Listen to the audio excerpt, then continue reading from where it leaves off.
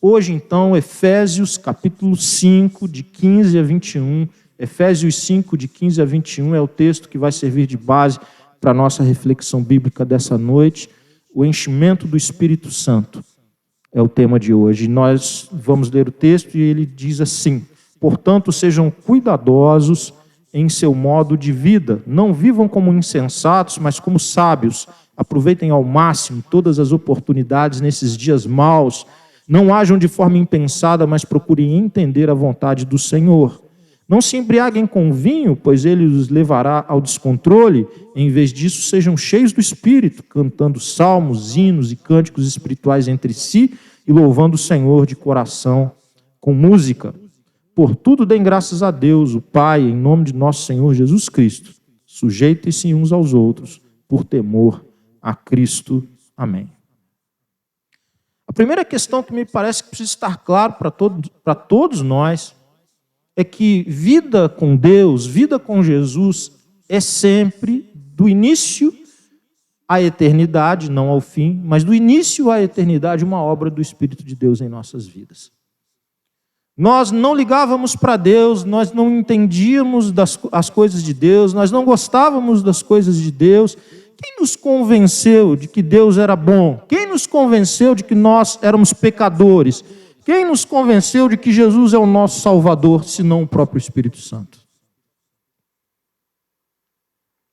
Todo o trabalho na vida do homem é realizado pelo Espírito Santo, é o ministério do Espírito Santo. É o Espírito Santo quem nos convence do pecado, da justiça e do juízo de Deus. É o Espírito Santo quem nos consola, quem nos conforta.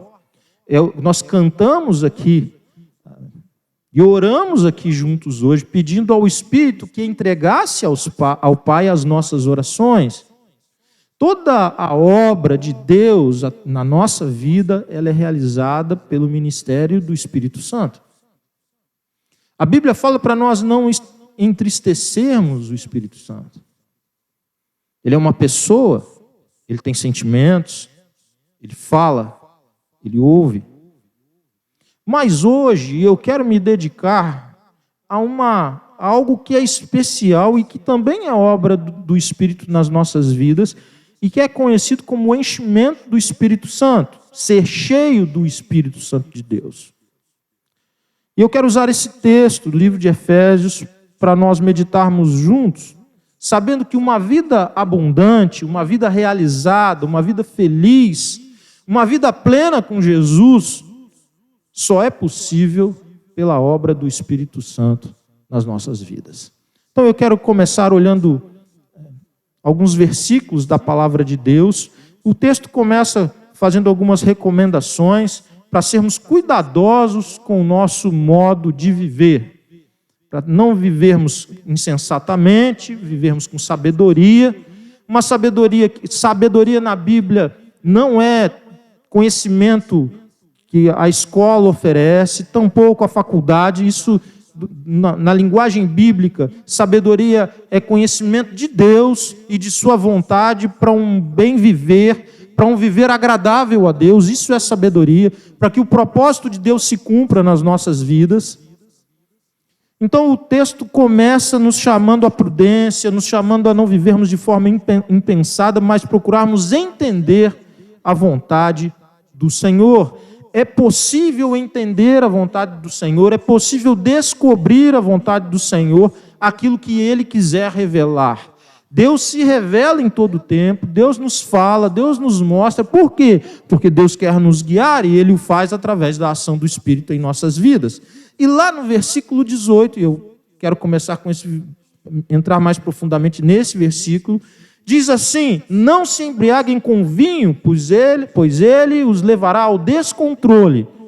Toda a parte introdutória está chamando a uma vida de prudência, de sabedoria. E agora ele entra com um elemento, dizendo: olha, cuidado com o vinho, porque ele vai te levar ao descontrole. E depois diz assim: em vez disso, sejam cheios do Espírito, cantando salmos, hinos e cânticos espirituais entre si e louvando ao Senhor de coração com música. Por que será que tem essa relação entre vinho e ser cheio do Espírito? Que lições a gente pode tirar nesse versículo 18 sobre essa relação embriaguez e enchimento do Espírito? Primeiro, eu quero dizer que há uma semelhança. Essa comparação foi estabelecida em primeiro lugar porque existe uma semelhança. A pessoa, quando está bêbada, ela está sob uma influência. Ela está debaixo de uma influência. Qual é a influência que ela está? Do álcool. A pessoa, quando está embriagada, ela está sob essa influência. Ela age e ela reage sob essa influência. Ela está debaixo, portanto, de uma influência. Então, do ponto de vista da semelhança, essa semelhança é clara, porque uma pessoa cheia do Espírito Santo, ela também está debaixo de uma influência. E ela não age como a sua natureza, como lhe seria natural, porque ela está exatamente debaixo da influência do Espírito Santo, que a conduz, que a dirige, ela age, ela reage, ela se comporta, ela se coloca debaixo de uma influência ou a partir de uma influência na sua vida, a influência do Espírito Santo de Deus. Ambas, elas geram mudança de comportamento, elas geram mudança de atitude, elas geram mudanças. Mas há um contraste. Se há uma semelhança, há também um contraste.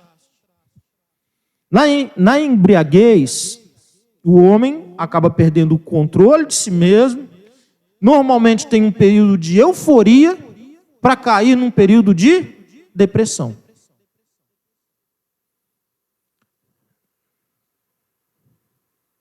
Aparentemente, a bebida parece gerar um êxtase, uma alegria, mas isso não é real. O que, na verdade, ela faz é colocar a pessoa deprimida. O álcool vai gerar depressão, vai aumentar a depressão. Passado aquele primeiro efeito do álcool, da euforia, quando há, o processo final é qual? Depressão. No enchimento do Espírito. No enchimento do Espírito, ao invés dele perder um controle, ele ganha controle, porque o Espírito dá a ele domínio próprio, domínio de si mesmo.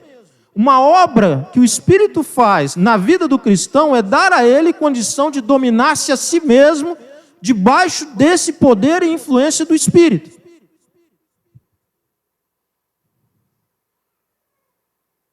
Irmãos, alguns aqui já jogaram bola na várzea. Se a pessoa jogou no profissional, ela não teve as oportunidades que jogar na várzea dá. Então, jogar na várzea, irmão, é uma coisa linda. Você joga assim num campo que é do lado do cemitério, do lado do rio, do lado de um monte de coisa. Você imagina o que é um volante, um zagueiro na várzea. Isso há alguns bons anos atrás. Quantas vezes você tem que dar uma chegada? Quantas vezes você tem que se impor? Quantas vezes você é expulso de campo? Essa era a minha vida, irmãos. De camisa 5 do Ciderpool. Faixa do Ciderpool, jogando tudo quanto era campo esburacado de Volta Redonda e região sul-fluminense. E aí Deus trabalha no meu coração. Deus vem ao meu encontro. 20 e poucos anos, conheci o Evangelho, mas não havia me convertido. E no auge da minha carreira ali no Ciderpool, irmãos, gloriosa carreira no Ciderpool, eu começo a ter um monte de crise, incômodo, e com uma vida boa, um bom trabalho, ganhando dinheiro, carro, apartamento, mas um medo terrível de morrer. Eu já contei essa história aqui algumas vezes, irmãos, e eu espero contá-la hoje e que ela faça sentido para o que a gente vai avaliar. Eu passava em frente a uma placa que foi colocada estrategicamente para uma igreja, um outdoor, dizia assim: onde você vai passar a sua eternidade? E eu não gostava de pensar nisso, porque o que eu conhecia do Evangelho não era suficiente para me salvar, ou melhor, eu não havia vivido a experiência da conversão, mas ele era suficiente para eu saber que eu não tinha as minhas contas acertadas com Deus. Eu tinha absoluta convicção que não tinha. A vida que eu levava, Deus não se agradava dela. A vida que eu levava não fazia parte do propósito de Deus para a minha existência. Eu vou tirar todos os entretanto para ir para os finalmente. Bati cabeça num monte de lugar, mas Jesus veio ao meu encontro. Jesus veio ao meu encontro sob a influência de muitas pessoas, mas Jesus veio ao meu encontro também lá dentro do meu quarto, lendo a Bíblia sozinho. Aquele dia eu me derramei diante do Senhor. Aquele dia o Espírito de Deus foi até o meu quarto e usou a palavra de Deus para me atingir de um jeito que eu nunca havia experimentado. Mas eu era o faixa do Ciderpool, como eu ia dizendo. E até antes dessa experiência com o Espírito, essa experiência de conversão, a minha semana teria 2 segundas-feiras. Você pensa um cara ter 2 segundas-feiras, Rafael, na vida? Que dureza. Quando que você tinha 2 segundas-feiras? Quando não tinha jogo do Ciderpool. Porque o jogo no Ciderpool, ele começava, o evento, o jogo do Ciderpool, ele começava logo ali no início da tarde, mas ele terminava de madrugada. Porque jogar na várzea é o kit completo. Tem o campo, tem o bar e tem o baile. Então começava ali, logo depois do almoço, e ia longe. Eu louvo a Deus porque muitos aqui que gostam de futebol foram livrados por Deus dessas misérias. De verdade. Porque muitos que caíram nessa nunca mais voltaram. Estão longe de Jesus até hoje. E eu comecei a gostar tanto das coisas de Deus, irmãos, pelo agir do Espírito na minha vida, que antes aquilo que me dava mais prazer, que era jogar bola com os meus amigos de trocentos anos, do bairro onde eu me criei, começou a ficar sem graça. Eu já não gostava tanto. De jogar ainda gostava um pouco, mas de ir para o bar eu já não gostava mais.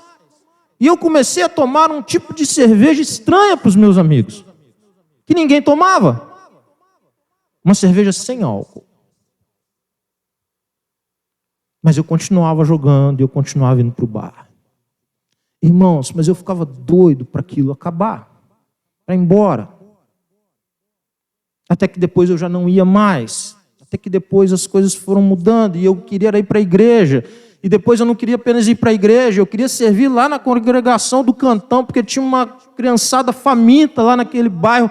E aí eu perturbava o juízo da minha mãe, e a gente fazia um cafezão pela manhã, e aí eu ia cedo para lá, porque aí o pastor lá da congregação abria a congregação, a gente servia um café para a turma. E antes eu acordava muito tarde, eu já acordava na hora de ir para o jogo. Agora eu tinha que voltar para ir para o jogo, e o jogo estava começando a atrapalhar minha agenda com essas pessoas. E os meus amigos começaram a perceber que mesmo quando eu ia jogar, meu coração já não estava mais ali. E eu me lembro de um jogo lá no intervalo, um rapaz falou assim para mim: você está com vontade de jogar mesmo? Irmãos, eu era o 5. Se o 5 não está com vontade, você desiste. Ele tem que ficar correndo atrás do 10 o tempo todo. Não, velho, eu estou aqui, pô. Não, que você está aqui eu sei, mas você está com vontade de jogar aqui? Você não dá mais aquelas chegadas, você não dá mais aqueles carrinhos, você não faz o que você fazia antes. E eu encerrei minha carreira nessa etapa aí, irmãos. Minha brilhante e gloriosa carreira no Ciderpool se encerrou porque eu descobri novos prazeres que eram infinitamente maiores e eles tinham a ver com Deus e com o povo de Deus. Foi isso que aconteceu. Irmãos, quando eu leio esse texto, é como se eu voltasse naqueles dias, o início da obra do Espírito na minha vida. Irmãos, como eu lutei para trazer meus amigos. Lutei muito, irmãos. Porque eles eram os meus amigos. Eu não tinha amigos na igreja, eu nem ia à igreja. Todos os meus amigos eram aqueles que estavam comigo ali. Movido pelo Espírito Santo de Deus, irmãos, a minha vida deu uma guinada completa. eu era incapaz de fazer qualquer uma dessas coisas. Eu jamais seria capaz de tomar qualquer atitude dessas. Eu nunca poderia ter me casado com a Sandra se Jesus não tivesse me salvado, porque a Sandra tinha propósitos na vida dela. E esses propósitos certamente não incluiriam a pessoa que eu era antes de Jesus. Não incluiriam, irmãos. Hoje eu quero te dizer uma coisa assim do fundo do meu coração. Esse texto veio muito forte para mim e me lançou lá para trás no meu início. Você conhece o seu início, não foi lá no campo do Ciderpool, não foi do jeito... Essa é a minha história, você tem a sua história. Deus te salvou, Deus tem propósito na sua vida. O Espírito Santo trabalhou em você, te revelou os teus pecados, mas revelou que há um Salvador e que o Senhor te ama, te chama, quer te usar. E como nós vimos na semana passada, nada nem ninguém pode impedir o agir de Deus através do seu Espírito. Deus há de completar a obra na sua vida, Deus há de completar a obra na sua família, no seu casamento. Deus quer te encher do Espírito Santo. Eu falei da semelhança, da relação com o vinho, falei do contraste. E o enchimento do Espírito, então, diferente da embriaguez que provoca descontrole e leva à ruína, está cheio do Espírito, torna-nos mais parecidos com Jesus. O Espírito traz discernimento, o Espírito traz sabedoria, o Espírito traz graça, o Espírito traz santidade, o Espírito traz uma alegria interior.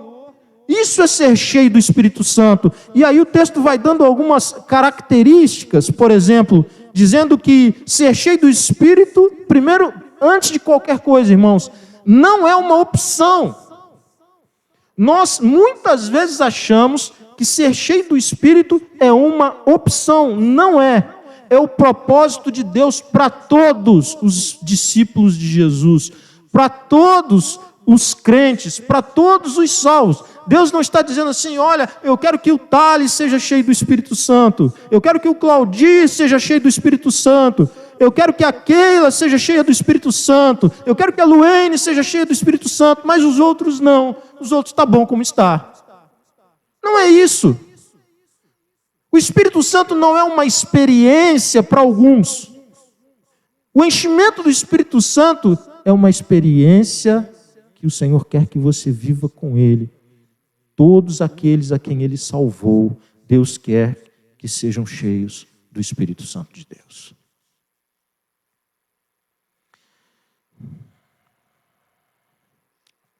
Quero fazer uma outra consideração. Muitas pessoas imaginam que ser cheio do Espírito Santo é ter mais do Espírito na sua vida. Eu tenho mais do Espírito. Eu tinha 30% do Espírito, agora eu tenho 60% do Espírito, e eu vou ter 90% do Espírito. E muitas pessoas imaginam, então, que ser cheio do Espírito Santo é ter mais do Espírito Santo. Isso não é possível, gente. Tem uma oração que foi feita no Antigo Testamento, em que o profeta pedia porção dobrada do Espírito. Essa oração ela só pode existir no Antigo Testamento. Ela jamais pode existir após a descida do Espírito Santo. Por quê? Porque Deus já não mais dá o Espírito Santo por medida, por porção. Ele deu integralmente a todos quantos Ele salvou. Você não tem um pedacinho do Espírito, uma parte do Espírito, um pouco do Espírito, um quinhão do Espírito. Não é isso. Você tem todo o Espírito derramado sobre a sua vida. Deus não deixou uma parte do Espírito para outro dia, para outra hora, ou se você for bonzinho uma semana, Ele vai te dar um prêmio. Não tem isso. Deus derramou o Espírito na sua vida por completo quando Ele te salvou. Mas então o que é? Se não é isso, o que é? É o quanto o Espírito tem da sua vida. Não é o quanto você tem do Espírito, porque o Espírito já foi te dado completamente, mas quanto da sua vida está sob a influência do Espírito Santo.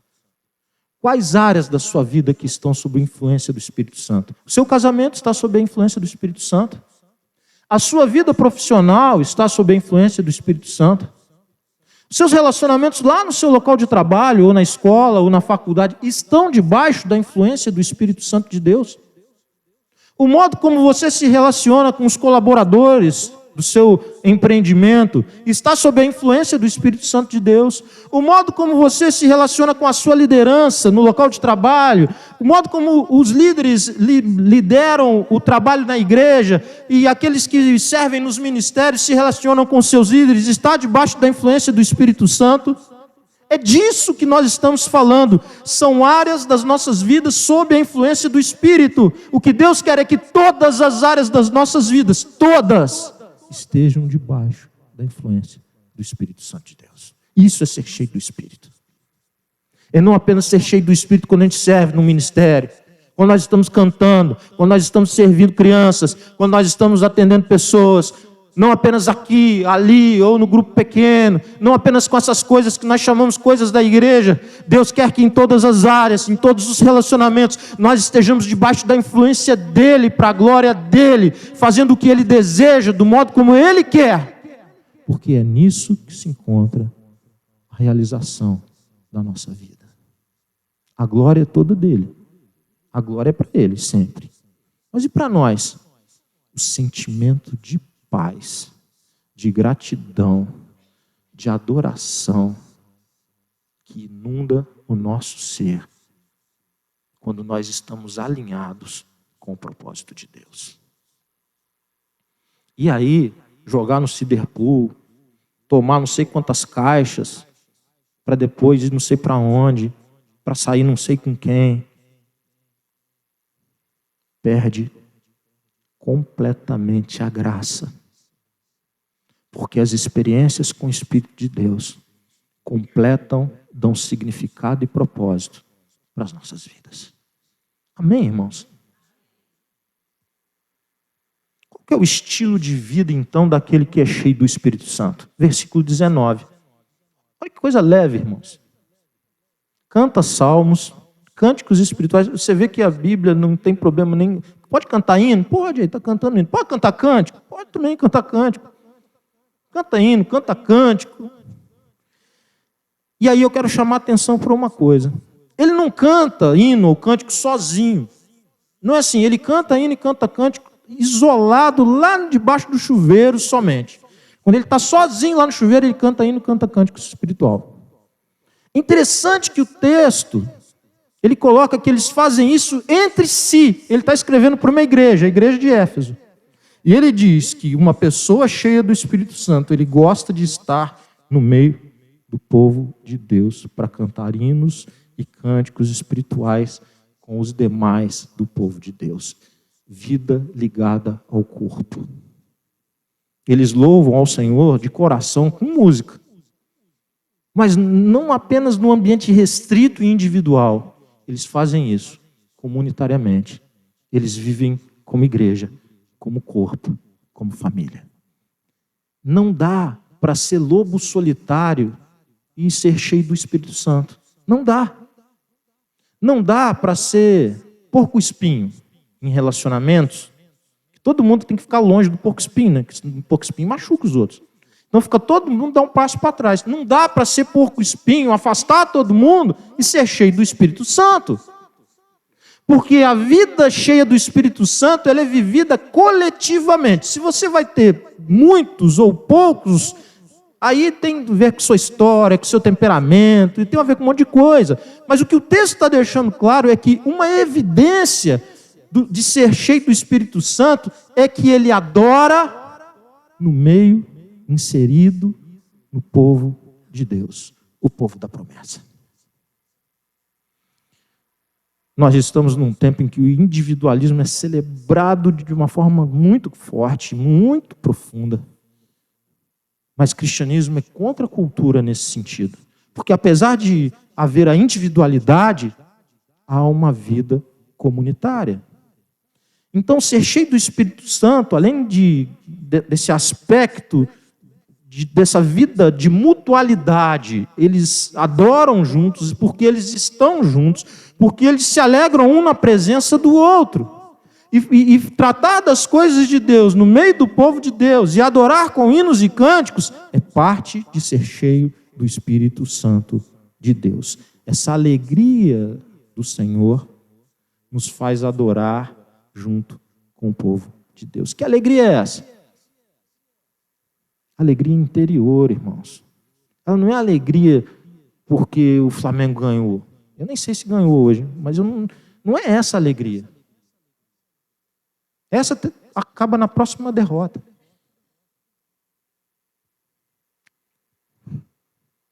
Na próxima eliminação, no próximo cheirinho. Irmãos, estou falando do dinheirinho que sobrou. Fique alegre, mas quando ele falta, se sua alegria depende disso, então quando faltar vai ser como? Tu não tem alegria mais? Quando não deu para comprar carne, foi ali no legume, aí não deu mais. Não pode depender da circunstância, irmãos. Porque um dia tem carne, outro dia tem ovo, outro dia tem legume, outro dia tem o que tiver. Todos nós que estamos aqui hoje, irmãos, todos nós que estamos aqui hoje, nós temos muito mais do que o suficiente. Muito mais, muito mais, muito mais. Não é um pouco mais, nós temos muito mais. E muitos de nós têm histórias, irmãos, lá de baixo. Eu olho para os rostinhos aqui, irmãos, conheço a história de muitos. E quando vocês me contam as histórias de vocês, tinham muito menos do que tem hoje, porque o que tem hoje não é suficiente. Porque o que tem hoje, que é muito mais, não é suficiente. Quanto que é o suficiente? Quando a gente está cheio do Espírito Santo, irmãos, a alegria não depende disso. Não depende do exterior, mas depende do relacionamento com Deus. Vivo, dinâmico. Sabe qual é o outro sentimento que vem? Versículo 20. É um absurdo sentimento de gratidão. Olha lá o que diz o 20. Por tudo deem graças a Deus, o Pai, em nome de nosso Senhor Jesus Cristo. Quem está cheio do Espírito é grato. Assim, mas é grato por tudo? Como assim? Fui mandado embora, vou ser grato a Deus por isso fui mandado embora. O exame do laboratório deu terrível, vou ser grato a Deus por isso. Não, não é isso.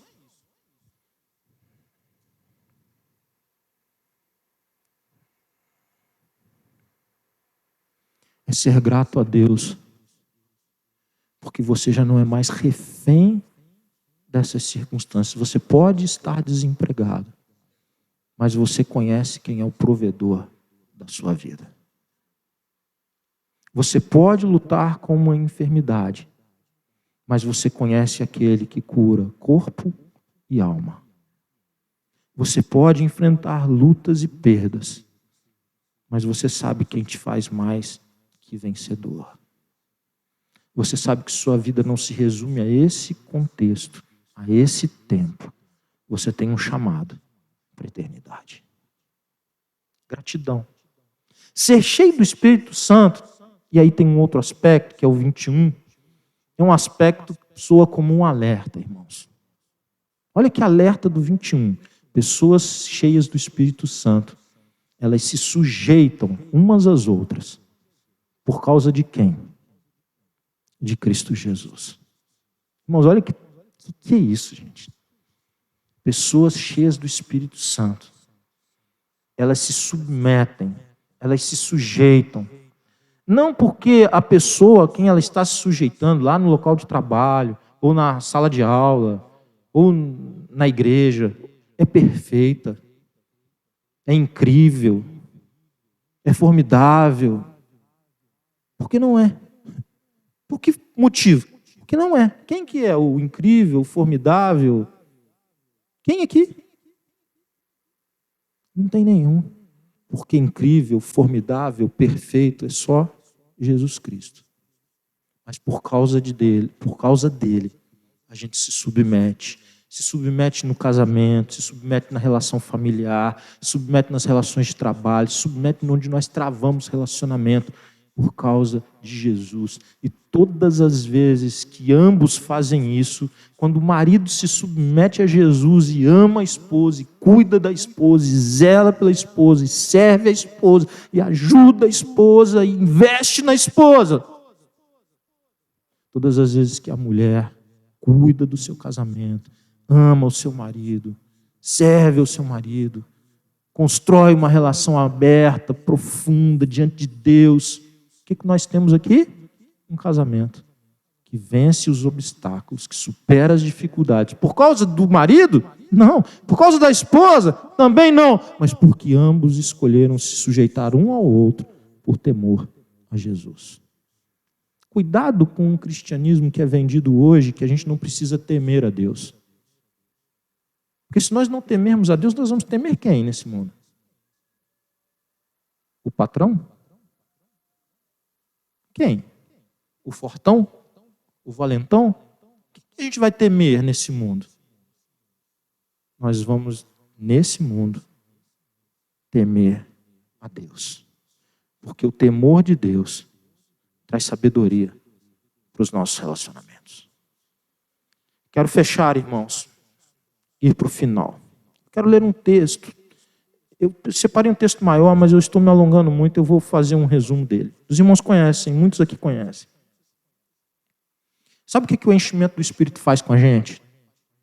Nos dá um coração de servo. Nós estamos numa classe da Escola Bíblica Dominical com a professora Darlene. Irmãos, eu não sei como o Hilário está conseguindo dar aula na turma ao lado. Porque cada dinâmica que nós temos feito ali, e é uma euforia na classe. E os irmãos, eu quero convidar você que ainda não veio participar, tanto da classe de raízes, quanto da classe de amores, amar e servir. Mas eu quero lembrar de um texto. Esse texto é uma passagem na vida de Jesus, na relação dele com os discípulos. Marcos 10, a partir do 35, vai narrar isso. Eu vou fazer o resumo. Os dois filhos de Zebedeu, Tiago e João, que eram discípulos de Jesus, eles chamam Jesus para uma resenha particular, uma conversa à parte. E eles falam assim: mestre, queremos que nos faça um favor. Beleza. Jesus. Gente, o bom humor de Jesus impacta. Eles tirando, você imagina a cena, eles tirando Jesus de cantinho assim, colocam Jesus de lado, falam: um favorzinho aí, Jesus. Aí Jesus pergunta assim: o que é? Olha o favorzinho que eles queriam. Quando o Senhor se sentar em seu trono glorioso, queremos nos sentar em lugares de honra ao seu lado. Uma coisa simples, tranquila da pessoa pedir. Um à sua direita e outro à sua esquerda. Aí Jesus vai dizer que eles não sabiam o que eles estavam pedindo, eles vão dizer que eles sabiam tudo, Jesus vai dizer que eles não podiam beber o cálice, que aquilo teria consequências, e eles falam que não, que o cálice que viesse eles iam matar no peito e sair jogando, e está tudo certo, e eles estavam grandões perto de Jesus.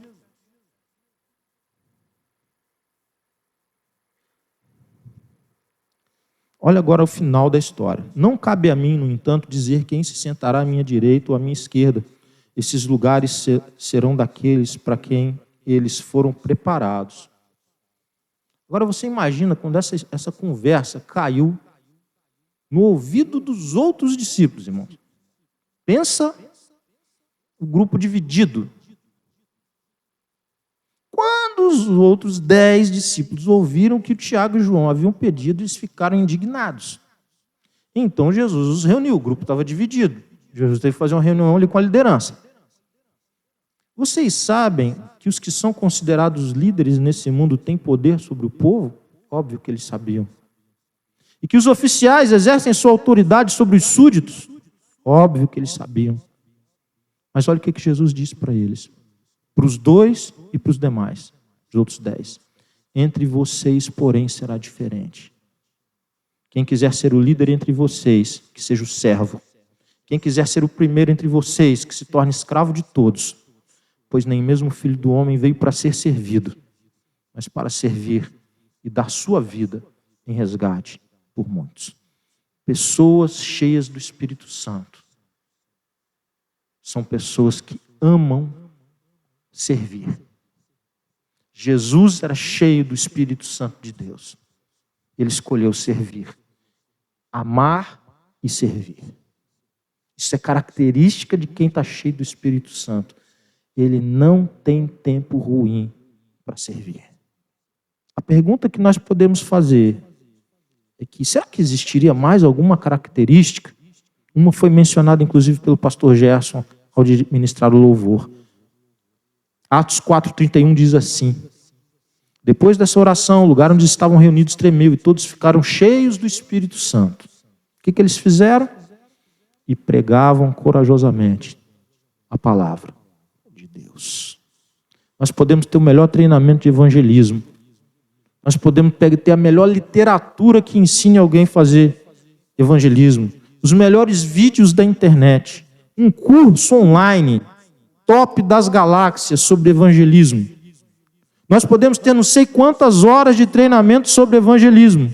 Isso é bom, é bíblico, é correto. É suficiente? Jamais. Porque o que faz, na verdade, nós vencemos os nossos limites, os nossos medos, os obstáculos que nós mesmos colocamos e que nos impedem hoje de evangelizar pessoas, é que nós não estamos cheios do Espírito Santo de Deus.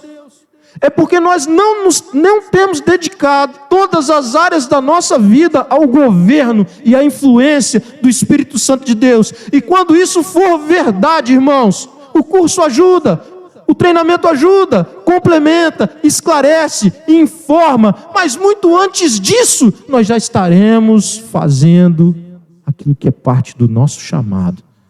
Nós estaremos evangelizando pessoas. Como então ser cheio do Espírito Santo? Como que uma pessoa, voltando para a comparação, como que uma pessoa fica embriagada de vinho? Tomando bastante vinho.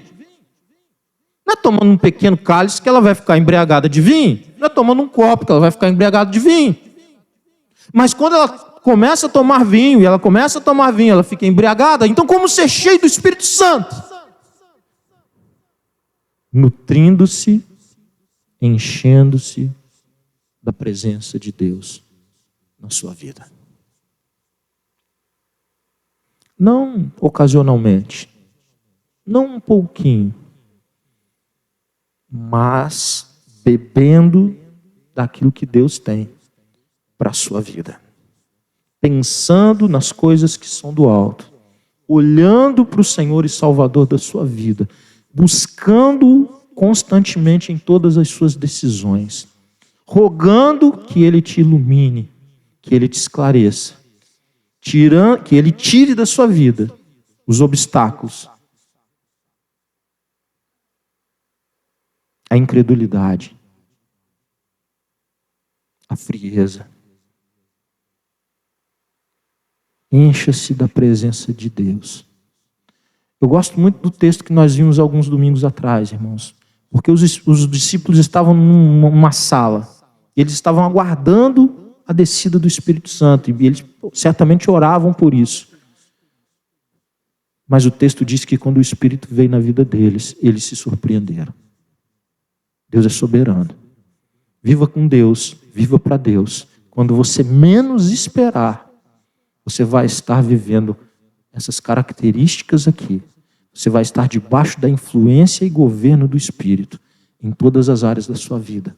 Você vai se surpreender com as suas atitudes, com as suas ações, com as suas reações, com o seu comportamento. A sua oração vai ser diferente, as suas prioridades serão trocadas, o seu prazer será transformado. As coisas de Deus terão mais entendimento dentro de você, farão mais sentido para você, pelo simples fato que você entronizou Deus na sua vida. Você colocou Deus de fato onde Ele precisa estar, como primeiro da sua vida. Eu concluo a minha fala dizendo para você o seguinte: João 7,37 nos diz assim: se alguém tem sede, é Jesus que está falando, venha a mim e beba. Quem crer em mim, como diz a Escritura, do seu interior fluirão rios de água viva. Isso Ele disse com respeito a quem? Ao Espírito. Do seu interior fluirão rios de água viva.